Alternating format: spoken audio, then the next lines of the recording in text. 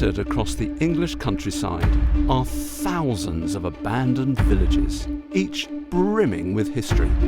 These are some of the most evocative yet mysterious of historical sites. Walking through their hollow ways and ruined buildings, you're following in the footsteps of everyday people from the past and can sense both opportunities and challenges.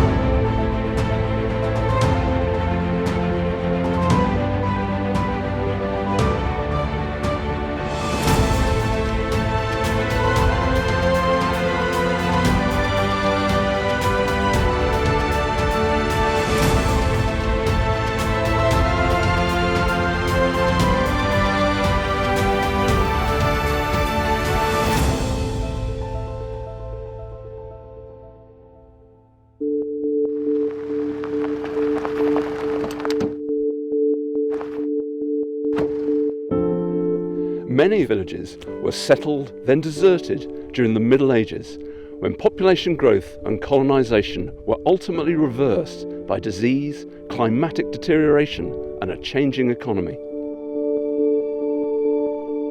One of the most renowned of all is here on Dartmoor, Houndtor Medieval Village, which was fully excavated over 50 years ago. Judging by the survival of prehistoric features, Houndtor Down was a landscape revered since at least the Bronze Age. Houndtor and many other sites around the fringe of Dartmoor, on the old commons, the Venville Commons of Dartmoor, the mantle in geological terms, is that they are so obvious. On the moor edge, you can see them, they're easy, you can put your hand on them. You can suddenly see whole landscapes of the past, and it's brilliant. The archaeological potential of Houndtor was first recognised in 1952. Thereafter, 3 pioneering women uncovered the history of this site. Catherine Linehan and Elizabeth Gaughan worked tirelessly to identify and contextualise the village. Then, in the 1960s, Marie Minter led the excavation of the site. I'll investigate the story of the dig and its finds. And I'm going to explore the origins, development and abandonment of this iconic village.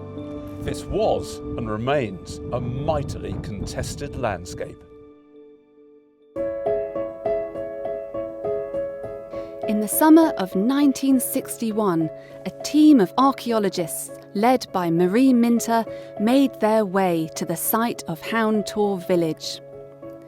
Widowed and with 3 grown-up children, Mrs. Minter had developed her interest in archaeology during the 1950s.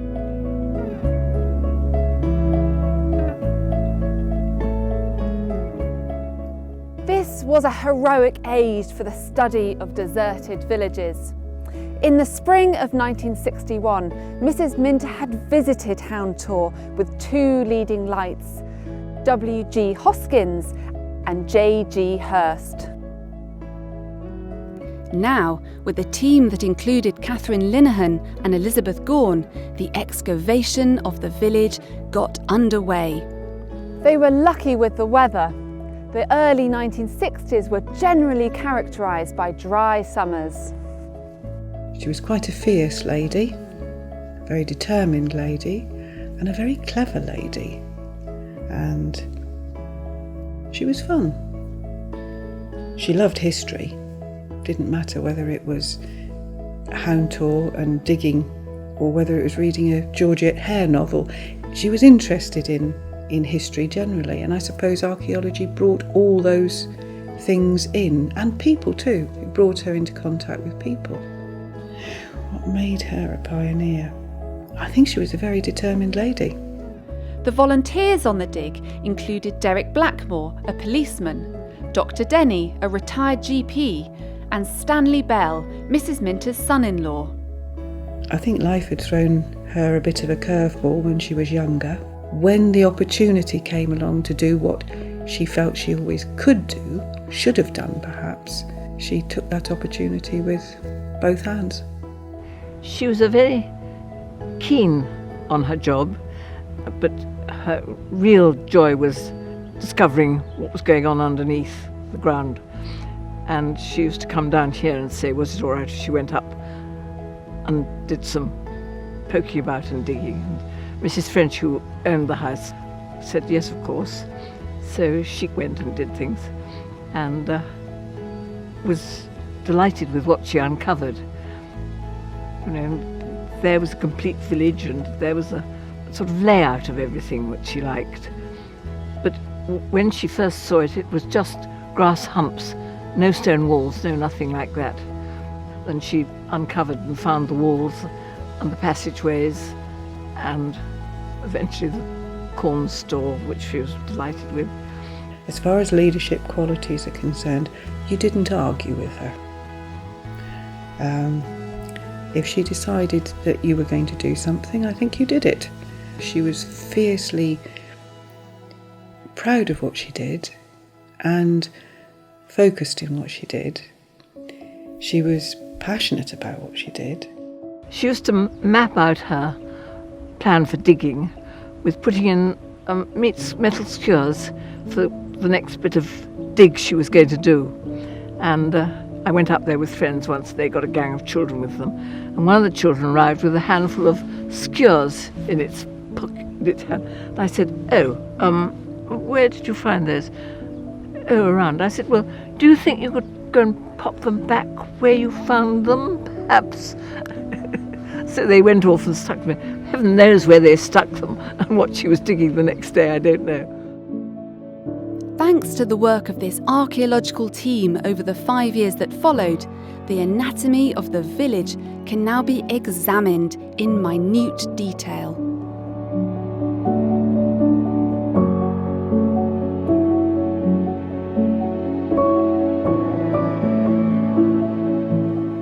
This was the main route into the village. Nestled around this winding lane are the remains of 11 buildings. 4 are longhouses, where humans and livestock lived together under one roof, separated by a cross passage with opposing doorways. The excavated remains of longhouses such as this one give us a palpable sense of their design. Walls were built of granite rocks, with smaller stones filling the gaps, and were probably 6 or 7 feet high. The basic floor plan could also be extended. Roofs were supported by laths and wattle and were probably thatched with straw.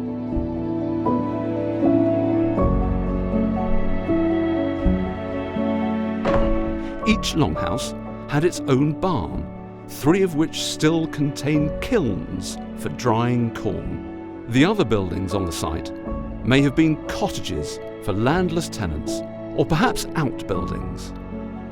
Although difficult to envisage now, it seems unlikely that the village was originally laid out like this. The 2 biggest longhouses with adjacent barns were perhaps built first. As population grew, the space between them was then filled in, with 2 more longhouses, their barns, and further buildings.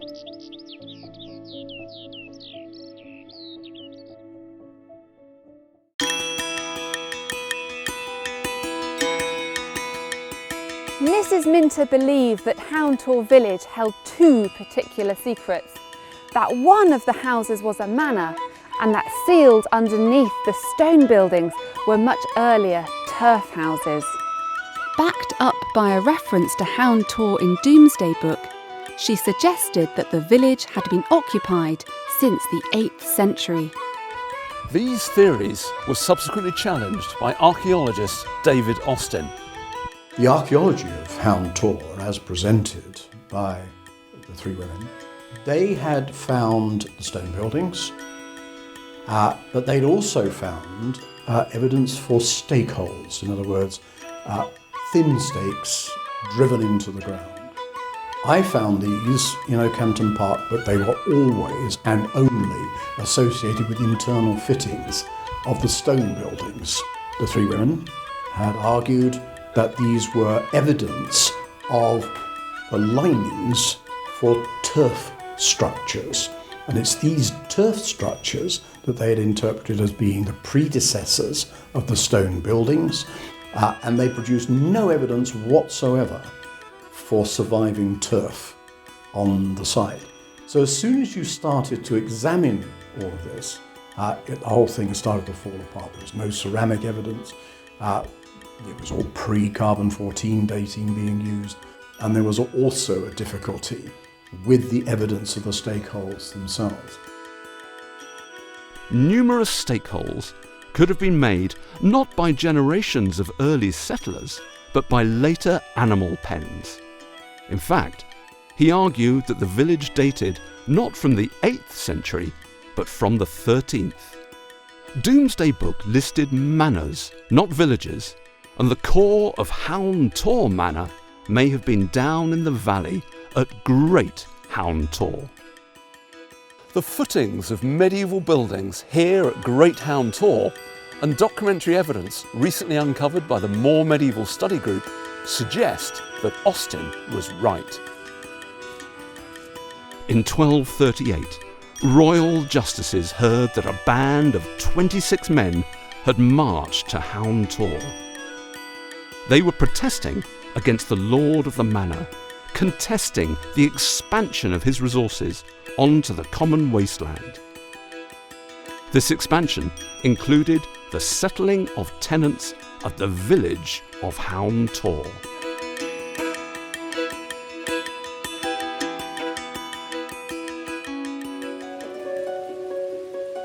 An assize came to declare if Ralph, son of Ralph, unjustly decised Richard de Houndtor of his free tenement in Houndtor.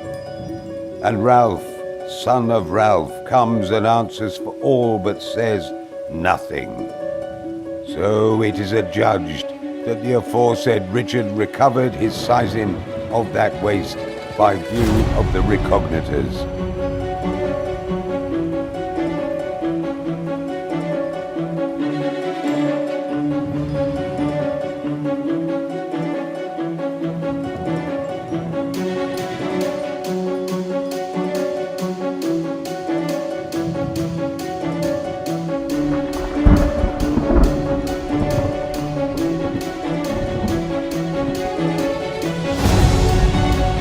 And Ralph, son of Ralph, is in mercy for the decising, and Richard de Houndtor is similarly in mercy for a false claim against the aforesaid Ralph concerning the waste of which he was enfeoffed of the aforesaid, its free tenants in the aforesaid Ville of Houndtor.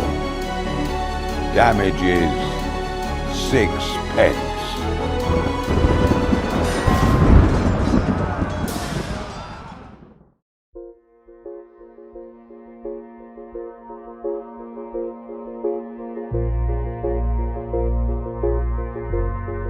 The excavation at Houndtor revealed several thousand sherds of medieval pottery, and these can tell us a great deal about when the site was occupied.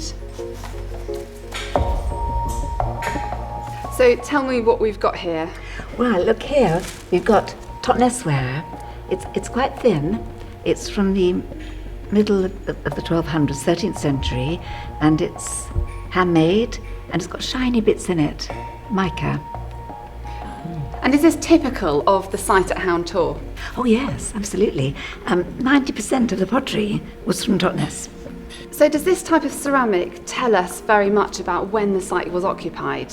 Yes, indeed. Some of the pottery from one of the Longhouses is from a cistern, which was a jar used for storing alcohol, and we know that this type of vessel only reached rural Devon in the late 14th to early 15th century. And do the ceramics tell us when the site was abandoned? Yes, but not very much beyond that, because there is no pottery from the later periods.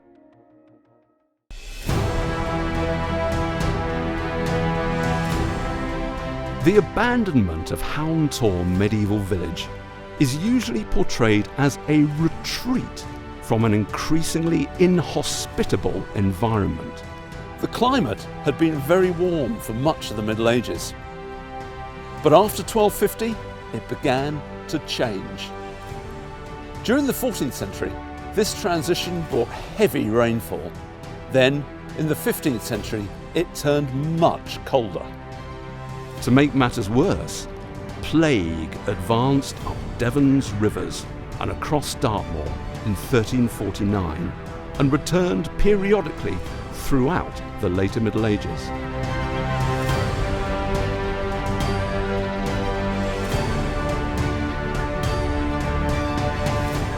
But I think there's a problem with this interpretation.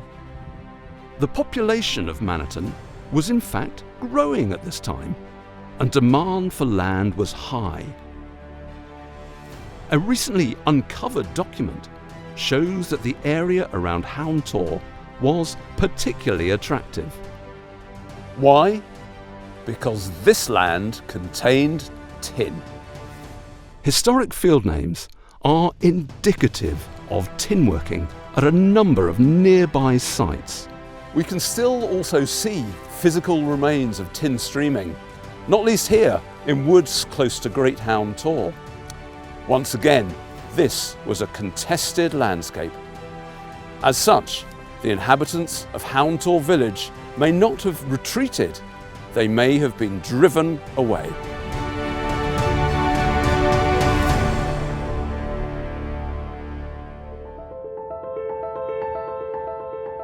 Mrs. Minter's determination to lead the excavation of Houndtor, her quest to discover its stories, and her dying wish to have her own ashes scattered there are a powerful reminder that the past is always being buried and uncovered, and history written and rewritten. Over 50 years ago, Catherine Linehan, Elizabeth Gorn and Marie Minter transformed our understanding of medieval Dartmoor. The interpretation of Houndtor may have changed since then, but these women were part of a pioneering age of archaeology. The three women were utterly extraordinary, and I pay huge tribute to them and the work that they did. We now think of the village as being permanently settled in the 1230s as an extension of the manor, and abandoned by the early 15th century under pressure from local industry.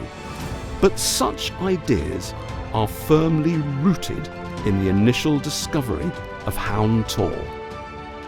Thank heavens the site is still there, it's still available, it's all published, it could all be reinterpreted, and I reckon Houndtor will go on being reinterpreted as long as there are archaeologists alive on God's good earth. As more evidence comes to light, the history of this deserted village and contested landscape will doubtless continue to spark debate.